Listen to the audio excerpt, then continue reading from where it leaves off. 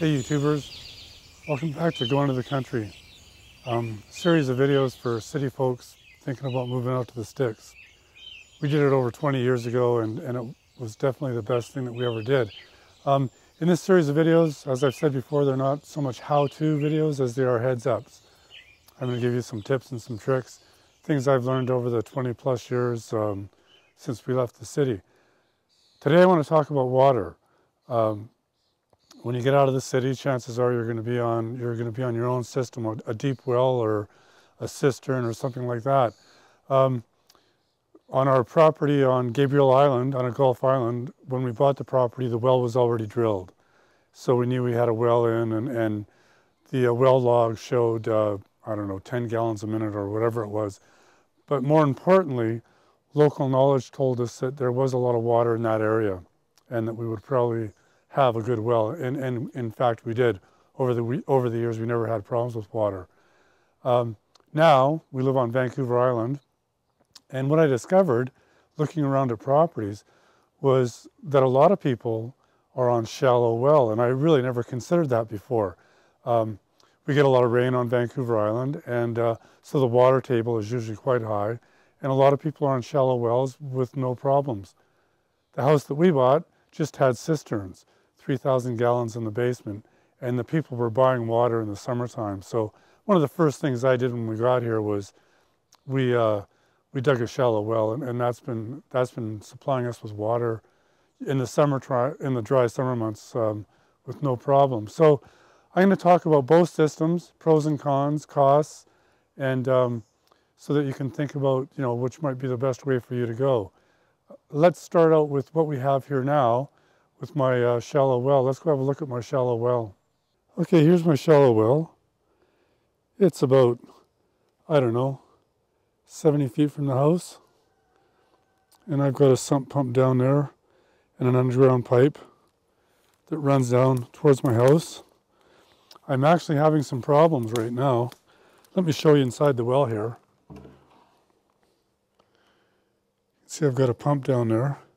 I'm actually having problems with my sump pump, my submersible pump, and I just dropped another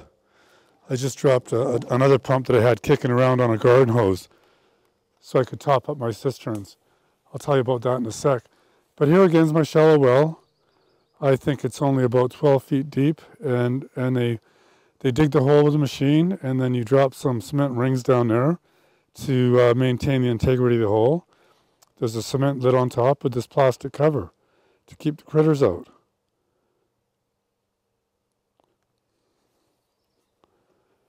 Okay, so let's go in the office, and with the diagram I'm going to show you the differences between a deep well and a shallow well.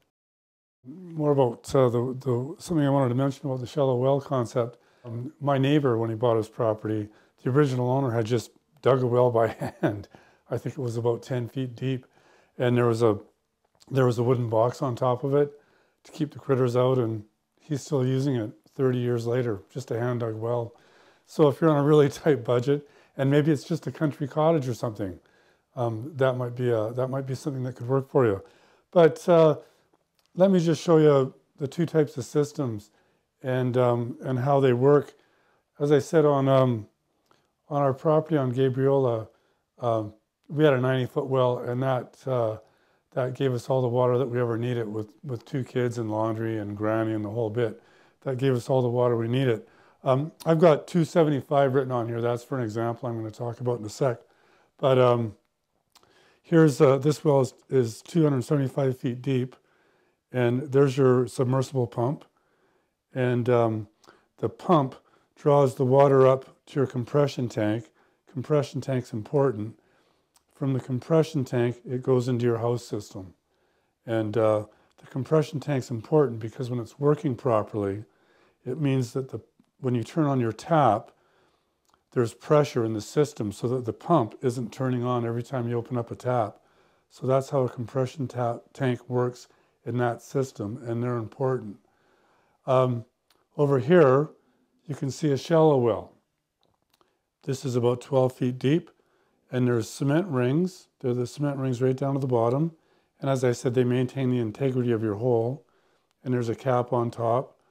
and I've got a submersible pump at the bottom that I'm having trouble with right now.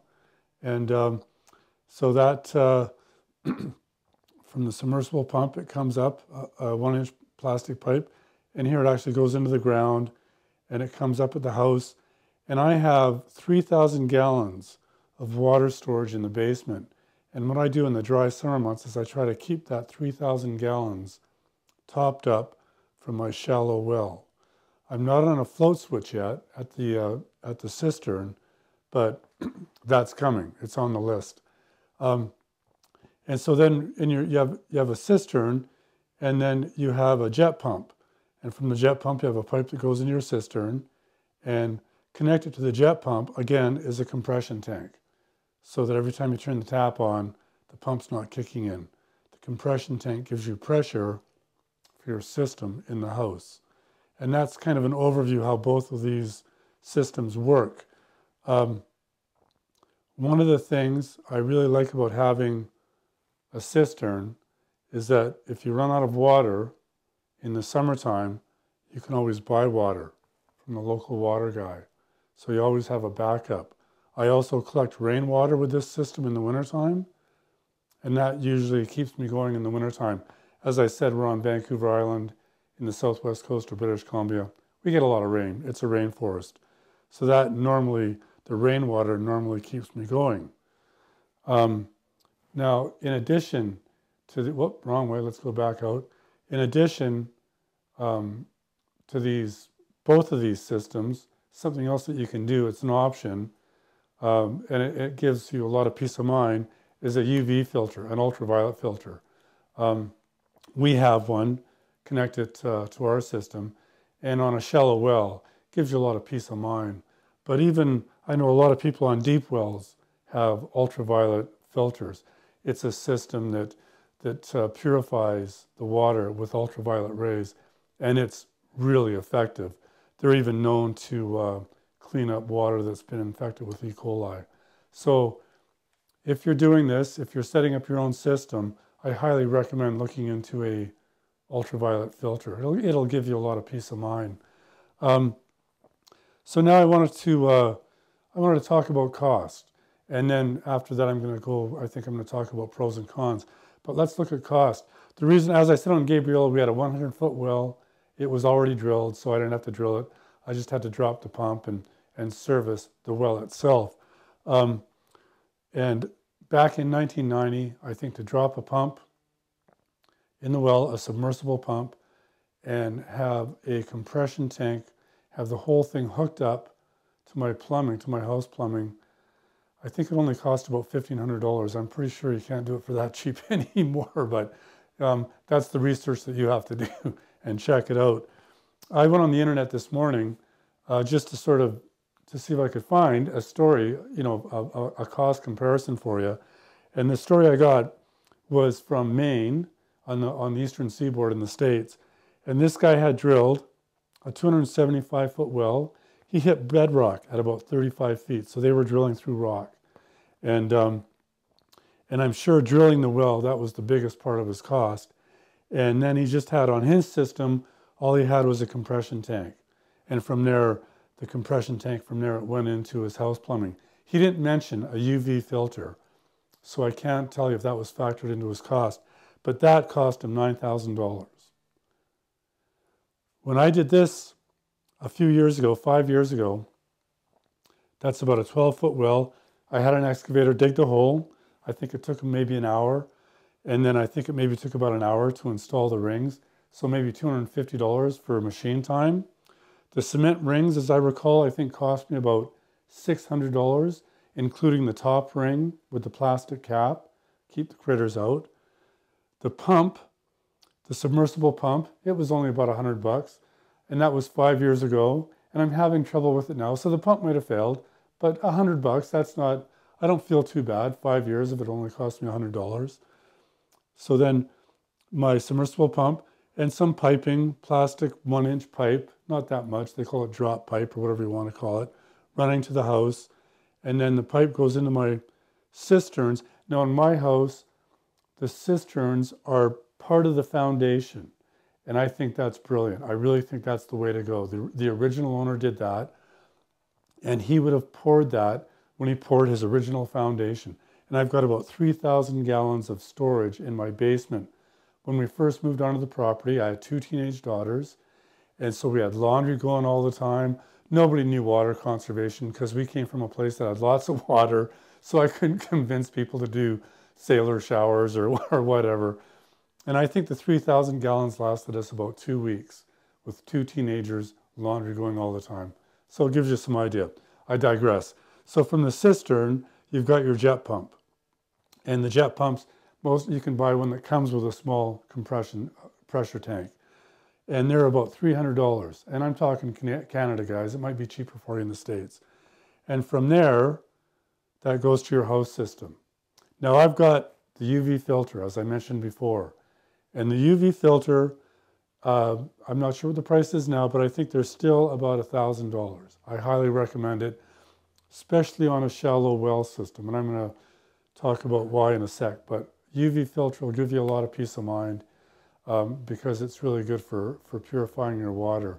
So that gives you some idea of cost. So obviously, when you're drilling a well, the drilling is a big part of your cost. Obviously, the drilling it's going to cost you a lot more than a shallow well. Let's get into some pros and cons, benefits, and one of the benefits of the deep well is you're more likely not to run into problems with contamination. A shallow well, you can have groundwater, surface water getting in there quite easy, and you could get contaminated. Let's say your neighbor has some cattle or whatever. You can get groundwater contamination in there quite easy. In a deep well, that's not as likely to happen. In a deep well, chances are you're down into a local aquifer. And so your supply, your water supply is probably going to be more reliable, and you're not as prone to contamination. On a shallow well, you're just down at the water table, which is generally fed from groundwater. So those are sort of your major differences in what to consider. Deeper well, it's going to cost you more. The water supply might be more reliable and less prone to contamination. Something I haven't talked about yet is getting somebody to witch your well. As I said, when we bought our property here, they just had the cisterns and they were buying water in the summertime. So the first thing I did was to have a shallow well dug. And before I dug it, I got somebody to witch it, and that was my neighbor. And he didn't have any formal training in witching, or witching wasn't in the family or anything. He had just fooled around with it over the years, and he came over and he picked a spot out for me. And I'll tell you, it's been great. We had one year where we had no rain for, I don't know, 4 months. We had barely no rain, and the water, it got really low. The water table dropped, but I was topping up my cistern with that shallow well throughout the summertime. So yeah, so that's when you go to dig your well, even a deep well, you get somebody to witch it. And something else that before you dig a well that you want to consider is local knowledge. Talk to your neighbors. What do they have? What are they using? Like I said, on Vancouver Island, I discovered that a lot of people are on shallow wells, and with no problem, it works for them quite fine. Where I live now, my neighbor, years ago, he actually brought in a well driller, and they drilled a well, I think over 200 feet, and it was a washout, pardon the pun, but it never worked for him. He eventually ended up digging a shallow well to get his water. That's how he gets his water now, a shallow well. So when you're talking about water, local knowledge, guys, local knowledge. Talk to your neighbors. So there you go. I hope that helps. I hope that can help you when you do, when it comes time, to figure out what you have to do, a shallow well or a deep well. So thanks for watching, guys, and we'll see you next time. I think next time, maybe as we're talking about water, next time I'm going to talk about water conservation. So thanks for watching.